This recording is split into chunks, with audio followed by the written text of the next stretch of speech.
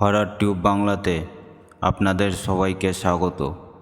শুরু হতে চলেছে আজকের নতুন পর্ব, বরানগরের একটি ভুতুড়ে ফ্ল্যাটকে কেন্দ্র করে।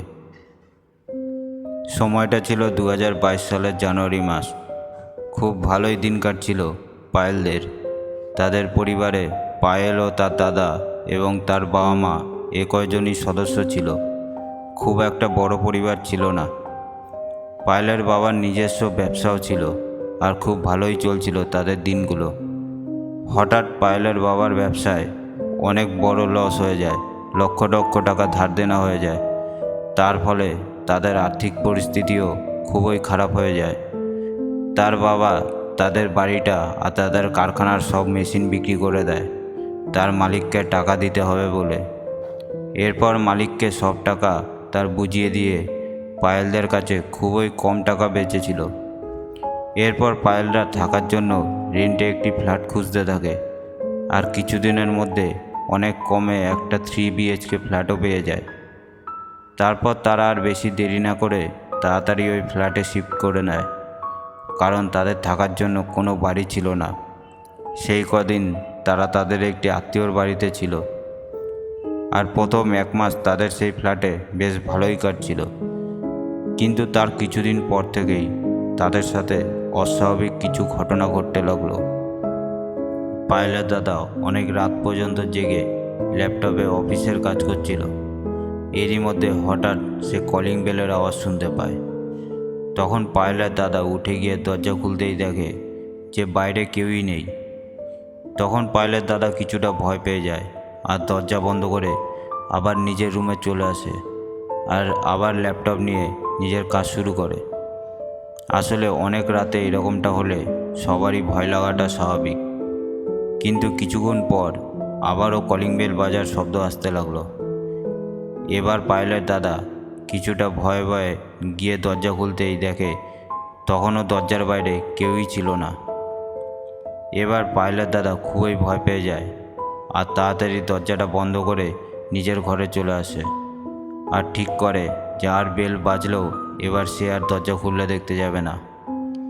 কিছুক্ষণ পর পায়েলের দাদা কাজ করতে করতে হঠাৎ অনুভব করে যে সে ছাড়াও ঘরে কেউ একজন আছে। পায়েলের দাদা একটা সিগারেট ধরিয়ে ওয়াশরুমে যায়।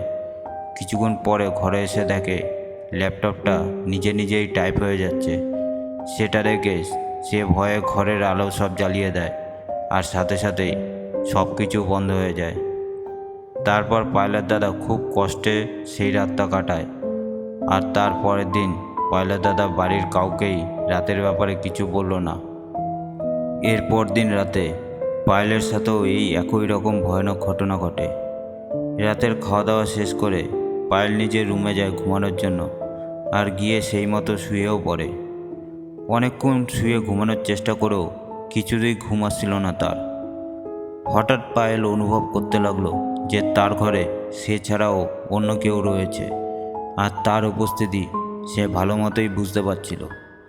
তাও সে নিজেকে কন্ট্রোল করে থাকে আর মনের ভুল বলে নিজেকেই নিজে বোঝাতে লাগলো।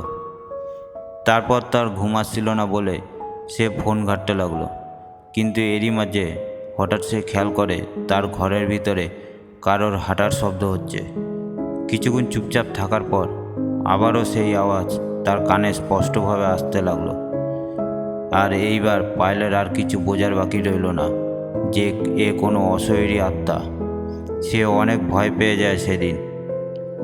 এরপর একদিন ঠান্ডাকাল হওয়ায় পায়েল ব্ল্যাঙ্কেট মুড়ি দিয়ে চুপচাপ শুয়েছিল। কিছুক্ষণ পর সে অনুভব করে কেউ যেন তার আশেপাশে এসে বসলো। তখন সাথে সাথে সে লাফ দিয়ে উঠে ঘরের সব লাইট জ্বালিয়ে দেয় আর দেখে ঘরে কোথাও কেউ নেই। সেই রাতটা সে ঘরের লাইট অন করেই কাটিয়ে দেয়। তারপর দিনও পায়েল তার দাদার মতো কাউকে রাতের ব্যাপারে কিছু বলল না। এরপর দিন পায়েলের মা বাবার সাথে এই একই রকম ভয়ানক ঘটনা ঘটে গেল। সেই দিন রাতে পায়েলের মা বাবা রাতের খাওয়া দাওয়া সেরে রুমে যায় ঘুমানোর জন্য। তখনই তার বাবা ও মা ঘরে কাউকে অনুভব করে, কিন্তু পরে নিজেদের মনের ভুল ভেবে দুজনেই আবার ঘুমিয়ে পড়ে। এরপর অনেক রাতে পায়েলের বাবা হঠাৎ খেয়াল করে তাদের গায়ে থাকা চাদর নিচে নেমে যাচ্ছে। সেটা দেখে তার বাবা ভাবে হয়তো পায়েলের মার পায়ের টানে চাদরটা নিচে নেমে যাচ্ছে। আর তখন তার বাবা আবার চাদরটা টেনে নিজের গায়ে নেয় ও পায়েলের মার গায়ে চাদরটা টেনে দেয়। কিন্তু এর কিছুক্ষণ পর আবারও চাদর কেউ যেন টেনে নিচে নামিয়ে দিচ্ছে। এবার পায়েলের বাবা সঙ্গে সঙ্গে তার মাকে ডেকে ঘুম থেকে উঠিয়ে সব ঘটনা বলে। আর তার মাও শুনে প্রথমে বিশ্বাস করতে চায়নি, কিন্তু তারপর পায়েলের মাও খেয়াল করে যে ঘরে কেউ ঘুরে বেড়াচ্ছে। এরপর ঘরের আলো জ্বালিয়ে খুব কষ্টে তার বাবা মা সেই রাতটা কাটায়। এরপর দিন তার বাবা মা পায়েলকে আর তার দাদাকে বাড়িতে থাকতে বলে। আর তার বাবা মা একটি তান্ত্রিকের কাছে যায় এবং তাদের পরিবারের সাথে ঘটে যাওয়া ভয়ানক ঘটনাগুলো সব বলতেই সেই তান্ত্রিক বলে ওঠে, এক শক্তিশালী আত্মা আপনাদের ঘরে রয়েছে, ওকে সরানোর জন্য একটি হোমযজ্ঞ করতে হবে। সেই মতো পায়েলের বাবা মা সেই তান্ত্রিকের কথায় রাজি হয়ে যায়। এরই মধ্যে একদিন সেই তান্ত্রিক পায়েলদের বাড়িতে আসে এবং অনেক বড় করে যজ্ঞ করে। আর সেই তান্ত্রিক সবাইকে বলে যে ওই ফ্ল্যাটের এই রুমে আগে যে থাকতো সেই ঘরের মধ্যে আত্মহত্যা করে মারা গিয়েছিল। আর তারপর থেকেই সেই আত্মা এই ঘরে আর কাউকেই থাকতে দেয় না। সেই যজ্ঞ করার পর কিছুদিন পর্যন্ত সব ঠিকঠাক মতোই ছিল, কিন্তু এর কিছুদিন পর থেকেই আবারও সেই আগের মতো ভয়ানক ঘটনা ঘটতে লাগলো সেই ফ্ল্যাটে। তখন পায়েলরা আর থাকতে না পেরে ওই ভুতুড়ে ফ্ল্যাটটি ছেড়ে অন্য একটি ভাড়া বাড়ি দেখে সেখানে শিফট হয়ে যায়। আসলে আমাদের চারদিকে কত রকমের না ভৌতিক ঘটনা ঘটে যা আমরা জানতেও পারি না। হরর টিউব বাংলার ঘটনাটি আপনাদের ভালো লেগে থাকলে সাবস্ক্রাইব করে দিয়ে আমাদের পাশে থাকবেন, যাতে এই রকম আরও ঘটনা আপনাদেরকে শোনাতে পারি।